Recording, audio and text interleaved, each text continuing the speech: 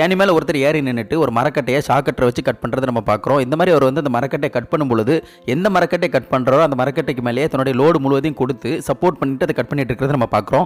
இந்த மாதிரி கட் பண்ணும்பொழுது அந்த மரக்கட்டை வந்து ப்ராப்பராக ஃபிக்ஸ் பண்ணாததுனால அவருடைய லோடு எடுக்க முடியாமல் அந்த மரக்கட்டையை எந்த இடத்துல ஃபிக்ஸ் பண்ணியிருக்காங்களோ அது அதுலேருந்து வெளியே வந்துருது. உடனே இவரால் பேலன்ஸ் பண்ண முடியாமல் மேலேருந்து கீழே விழுறதை நம்ம பார்க்குறோம். இந்த மாதிரி விபத்து நடக்கிறதுக்கு முக்கியமான காரணம் என்ன அப்படின்னு பார்த்தீங்கன்னா, எப்பொழுதுமே ஏணிக்கு மேலே நின்றுட்டு வேலை செய்யக்கூடாது. அதுக்குன்னு தனியாக பிளாட்ஃபார்ம் போட்டுட்டு அந்த பிளாட்ஃபார்முக்கு மேலே நின்று தான் வேலை செய்யணும்.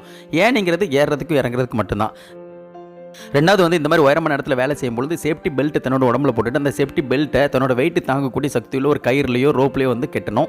மூணாவது வந்து எந்த ஒரு பொருளையும் நம்மளுடைய சப்போர்ட்டை எடுக்கிறோம், அதில் நம்ம லோடு கொடுக்க போகிறோம் அப்படின்னா அந்த லோடை தாங்கக்கூடிய சக்தி அந்த மெட்டீரியலுக்கு இருக்குதா அப்படின்னு சொல்லி பார்த்துட்டு அதுக்கப்புறம் தான் கொடுக்கணும். நாலாவது வந்து இந்த மாதிரி உயரமான இடத்துல வேலை செய்யும்போது ப்ராப்பராக பேலன்ஸ் இல்லை அப்படின்னா கண்டிப்பாக செய்யக்கூடாது. இவர் ஒரு கையில் மெஷினை வச்சுட்டு ஒரு கையில் பிடிச்சிட்டு இன்னொரு சைடில் நிற்கிறது கூட சரியாக இடம் இல்லாத இடத்துல நின்றுட்டு கட் பண்ணதுனால தான் மேலேருந்து சில பேர் கீழே விழுந்துட்டார். இந்த மாதிரி பாதுகாப்பு இல்லாத செயல்களில் ஒருபோது நம்ம ஈடுபட